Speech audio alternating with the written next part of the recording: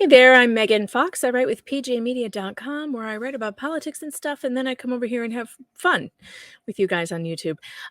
Today, I want to talk about something. I had done a video a couple days ago about MLMs and Chris and Shannan Watts and how MLMs can put financial strain on your marriage and possibly lead to things like divorce or suicide or even murder.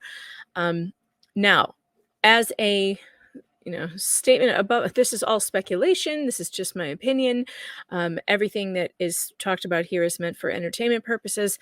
And we are going to, and also, of course, as public service announcements, to be careful with things that you are into and the things that you're spending your time and money on.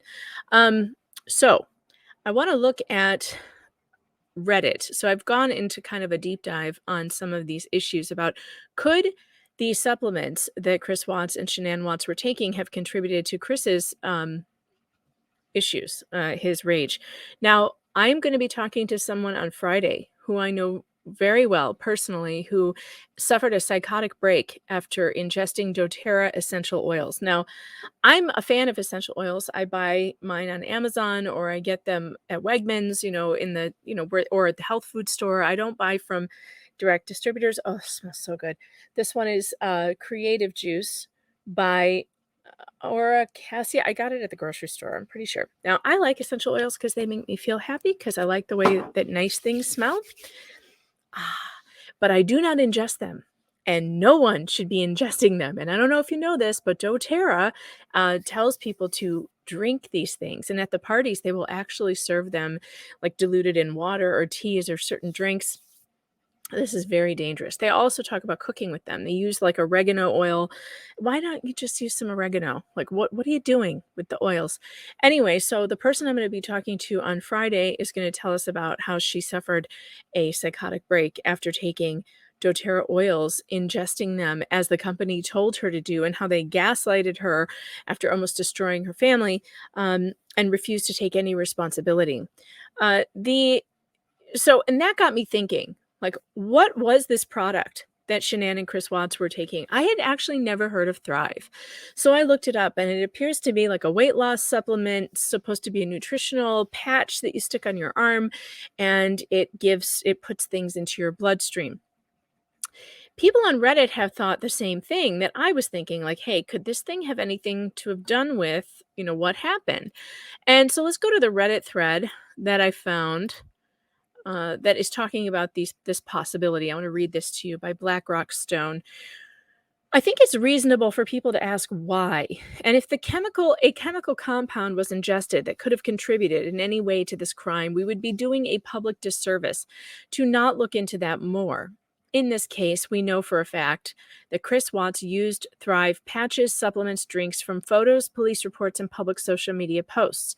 As stated in the previous post, after taking Thrive, Chris Watts' behavior and physical appearance changed. It was noted by the victim, Shannan, in her videos and social media posts, family members, and friends. In one of the recorded police interviews released to the public, Chris Watts' mistress stated that Chris had started to wear multiple patches at the same time, and that caused her concern in hindsight. This claim made by the mistress was confirmed again by photographic evidence posted by the victim, Shannan Watts, on her social media account before her death.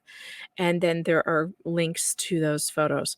Are there any ingredients in these products that could possibly cause a chemical imbalance? Could that chemical imbalance lead to aggression, mood changes, withdrawal, or addictive behaviors?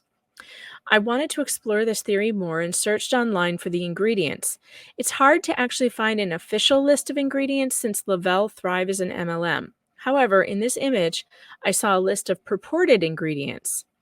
Most of the ingredients are innocuous. I did note that many of the ingredients are naturally caffeinated, which would explain the claims by many users of Thrive for elevated energy levels. However, one of the ingredients listed in the third column is PEA, phenethylamine, not pea the vegetable. A simple search on WebMD states, overview information, phenethylamine is a chemical that is found naturally in the body. It can also be made in the laboratory. Phenethylamine is taken by mouth for improving athletic performance, depression, weight loss, and to improve mood and attention. How does it work? Phenethylamine stimulates the body to make certain chemicals that play a role in depression and other psychiatric conditions.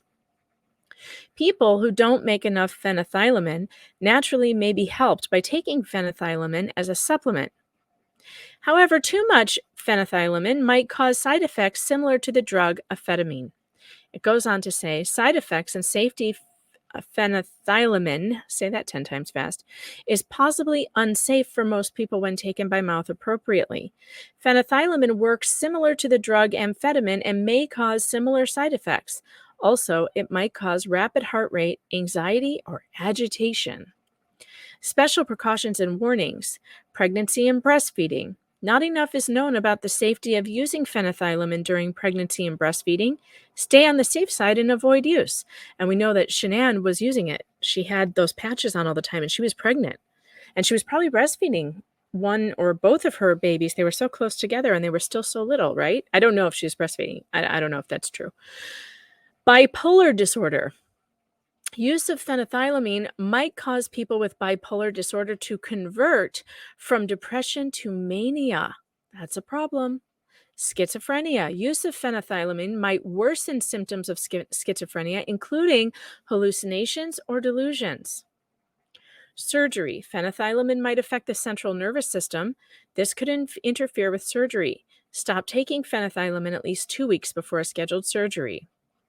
What is particularly notable is that the listed possible side effects interactions are for most people who are taking PEA appropriately per the article.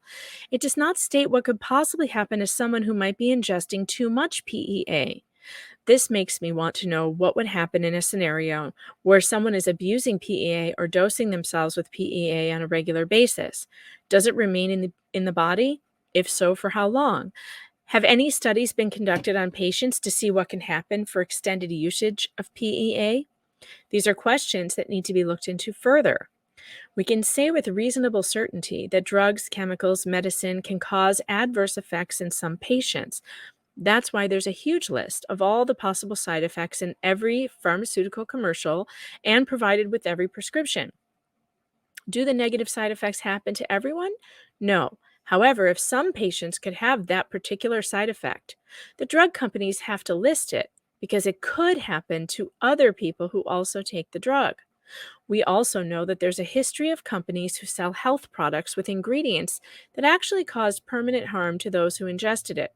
Remember back when many weight management pills had ephedra in them? I do. I remember that. They had to take them all off the market. That caused harm to thousands of people, and many people sued the companies selling those products. We cannot say if Chris Watts experienced one of the negative side effects of PEA without a blood analysis at the time of the crime. However, there's enough evidence of the possible dangers of PEA when ingested, and I strongly feel that a government agency should be looking into Thrive and other supplemental health companies that have PEA or other questionable compounds to their products to prevent any possible injury to the consumer. And that person ends by saying Chris Watts is where he belongs, in jail, and I agree. Now, let's go over to, so there's that with the PEA, with the possible side effects. Now, the reason why the person I know who had the psychotic break, who was ingesting the oils, the reason that happened was because she was actually a very highly allergic person. And so she's allergic to a lot of things. And so each person is different and your body chemistry is different. Every person is different. So you do not know from one person to the next how you're going to react to a certain thing and being exposed to anything, whether it's natural or not natural. Yeah, essential oils are natural, but one drop of peppermint oil is the equivalent of 72 cups of peppermint tea. That's a big dose. And so if you're ingesting that, you have to find out what are the effects of peppermint in high doses on the human body. And if you don't know that, you shouldn't be taking it internally ever. And if you speak to anyone who is who's a aromatherapy, like someone who actually got a degree in it, they will tell you that. That's another thing. So, what is the level of education of the people selling the products? Do they know how the ingredients interact with other ingredients, with other things you're taking? Do they do a rundown of what herbal supplements are you already taking before you start taking something else? That's very important, I would think. All right, so I found this article that I want to go to now. And this was on psycregorg, and I looked into its background because I do like to do that sometimes to find out like who is writing this, where does it come from, and it seems like it's a psychological blog. It seems pretty legit. Done by a man with a PhD. He's the blogger. He writes about things that interest him, mostly about psychology. This article is about Thrive patches and are they safe. He lists some of the ingredients here, and his opinion is that it looks generally safe.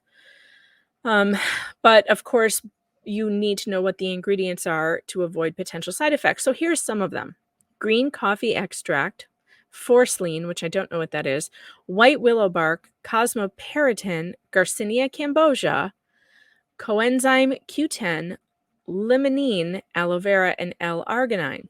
Okay. So after I found that, I continued digging and I found this, which is very interesting. Now this is a medical study.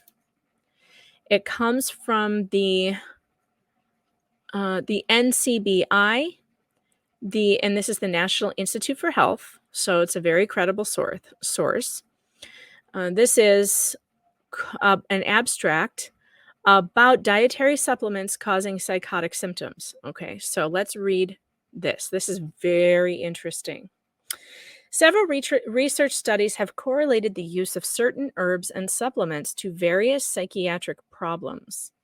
In a study of 63 patients with psychiatric disorders in the emergency department, 15.9% reported regular supplement use. One patient who is taking risperidone was using kava, which has been shown to increase the hallucinogenic effects of psychoactive agents.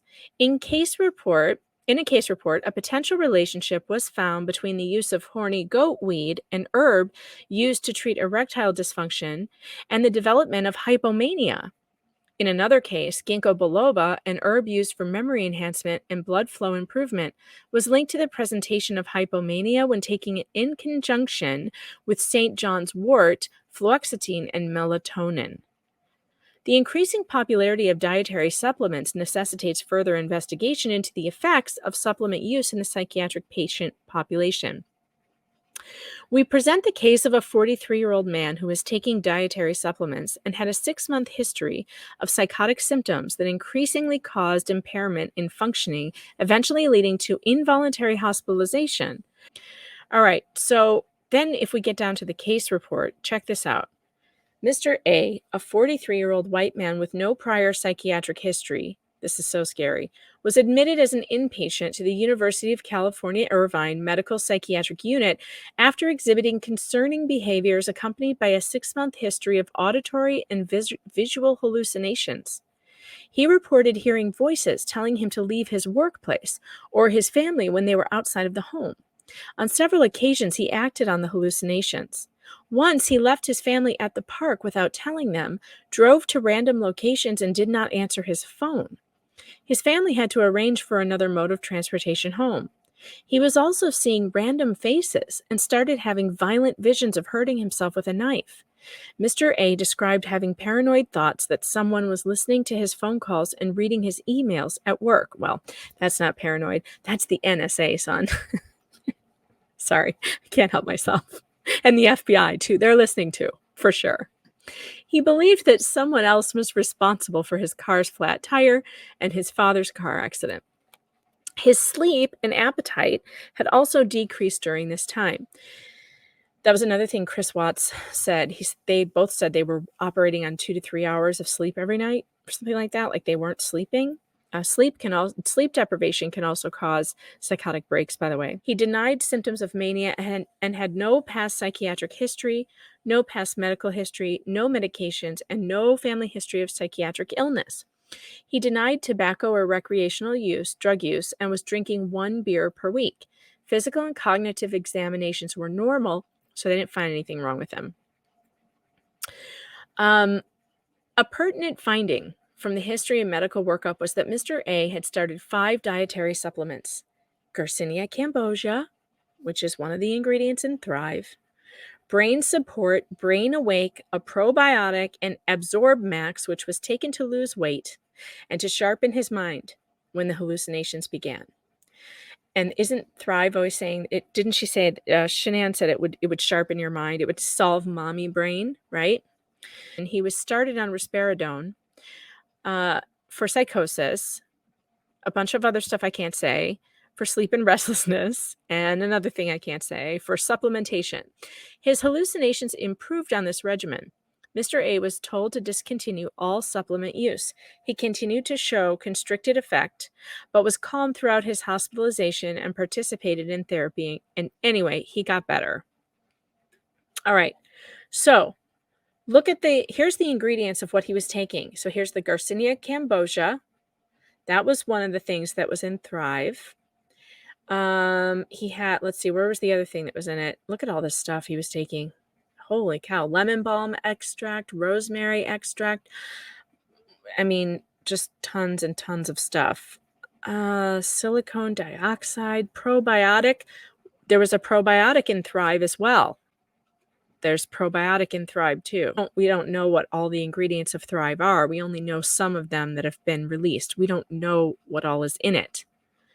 So again, this is just a really good, it's just good to know that you should be careful with what it is that you're ingesting. And just because it's natural doesn't mean that one herb won't react with another herb in a really scary way. I've actually seen it happen. And now we have medical studies that show people are hallucinating and having psychotic breaks because of natural supplements, mixing natural supplements. Was Chris Watts taking too much? He was doubling up on the patches. Are you supposed to have 2 on at the same time? I can't believe, and I watched the documentary again last night because it had been a while since I had watched it. So I decided to review it. I could not believe that they did not even talk about Thrive. They did not talk about the MLM component at all with these two. And I'm shocked by that. So I wonder if Netflix was worried about lawsuits or but people are allowed to have their opinions. This is what happened to them. They were literally selling this stuff. Did anyone look into what was the effect of all these caffeinated products and like what they were putting? Like it's a patch. Like I've never even seen that before. Before I read about this case, I had never even seen like a vitamin patch. The only kind of patches that I've seen are birth control patches and those patches for pain control, fentanyl or whatever they stick. My mom had like a fentanyl patch when she was after surgery. I remember that. I'm shocked by this. I'm shocked that in the documentary, they didn't even bring this up. Like no one even went. As a journalist, this is the thing that would have me going down this rabbit hole. I'd be talking to doctors. I would get some of that Thrive and I would have it, analyzed to find out what the heck was in it. I would find out from people, did his mood change after he started taking this stuff? Did he start having, the neighbor reported that there were some loud fights happening in the last couple weeks before she died. Was that normal or did that just start? Like, how come people haven't asked these questions? Why is it left up to people on the internet to ask these questions? It's very strange to me. Now I guess because the police don't care because they have a confession. So that's really all they needed. They don't care why a murderer did what he did. They just want to know how he did it and if they can get a conviction. And so I understand that why the police didn't go down this road, but I don't understand why a Netflix documentary wouldn't. Because it's really interesting, don't you think? Don't you think it's interesting, the effects of these products on people? I know I do. And I'll be back with part 2 of this video, digging into whether or not the Thrive products cause psychosis or can cause psychosis in some people, and perhaps led to the awful tragedy that befell the Watts family. I'm Megan Fox. Don't forget to like and subscribe, and don't join any MLMs.